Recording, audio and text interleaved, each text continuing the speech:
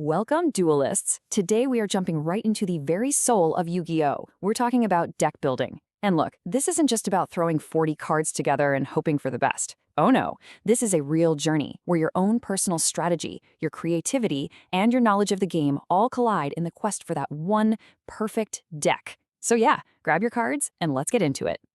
It all starts right here, with you. You know, building your deck is so much more than just a step you take before playing.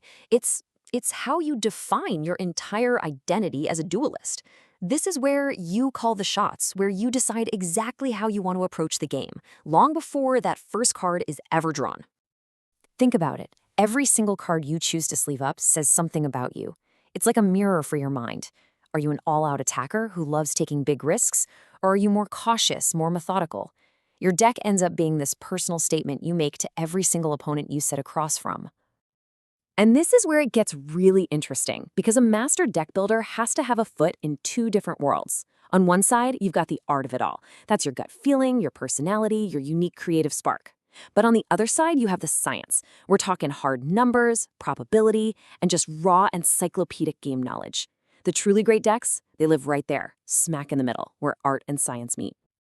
Okay, so keeping that in mind, our first huge decision is to pick a core strategy.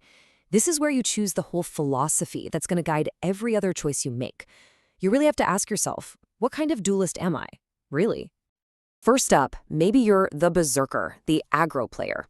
This style is all about pure, relentless, overwhelming force. You're not trying to play the long game here. No, you want to hit the ground running, put on a ton of pressure, and end the duel in just a few explosive, decisive turns. Or maybe you're the complete opposite. Maybe you're the fortress, the control player. Your whole goal is to slow the game down to a crawl. You want to disrupt, negate, and shut down everything your opponent tries to do.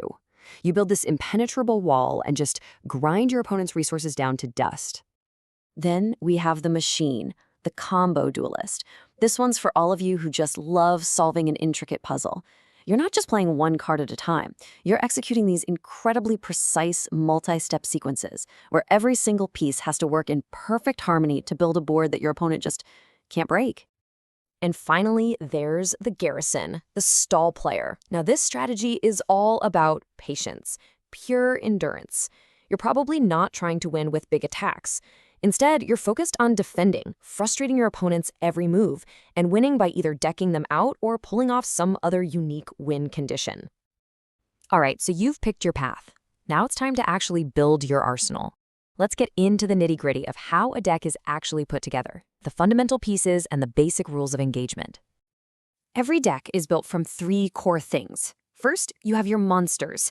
They are the absolute backbone of almost any strategy. Then you've got your spells, which give you that proactive power to push your game plan forward. And finally, traps, which provide that critical, reactive defense to stop your opponent right in their tracks. Now let's talk numbers, and the most important number in all of Yu-Gi-Oh! Is 40. Now sure, you can play up to 60 cards, but sticking to the minimum, 40 is all about one thing: consistency. It's just simple math. The fewer cards you have, the higher your odds of drawing that one key card you need, right when you need it. Remember that. Consistency is king. Next up is your extra deck, which can hold up to 15 cards.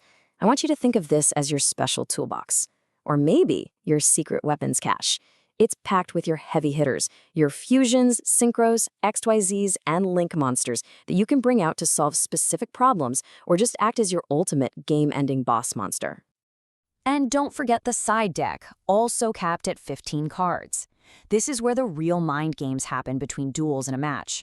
It lets you swap cards in and out of your deck to specifically counter what your opponent is doing. A smart side deck can literally turn a losing matchup into a guaranteed win. So we have our strategy and we know our numbers. But what's the magic that holds it all together? Well, the secret ingredient, the glue that turns a pile of cards into a well-oiled machine, is one word: synergy. So what does that really mean? Well, synergy is all about making your deck more than just the sum of its parts. It's when 1 + 1 = 3. It's about picking cards that don't just work on their own, but that actively make your other cards better, creating powerful chains and multiplying your options. Okay, now as you start building, you're going to run into some common roadblocks. These are the mistakes that almost everyone makes at first, so let's talk about these traps so you know how to sidestep them on your own path to becoming a master. There are 3 big ones. First is the good stuff trap. This is when you just stuff your deck with powerful cards that don't actually work together. Second is having a bad ratio. Drawing a handful of giant monsters but no spells to summon them. That's a ratio problem. And finally, and this is a huge one, neglecting to actually test your deck. A deck can seem brilliant in your head, but it might completely fall apart against a real-life opponent. And this quote just says it all, doesn't it? It perfectly explains why synergy is so critical. A lean, focused 40-card deck that knows what it wants to do will, almost every single time, beat a bloated deck full of random powerful cards. Focus beats raw power, period. So that brings us to the ultimate goal, right? The perfect deck. But what does that even mean? Because honestly, the answer is a lot more complicated and a lot more personal than you might think. Let's just ask the question. What is the perfect deck? Is it the one that wins the most tournaments? The one that's the most fun to play with your friends?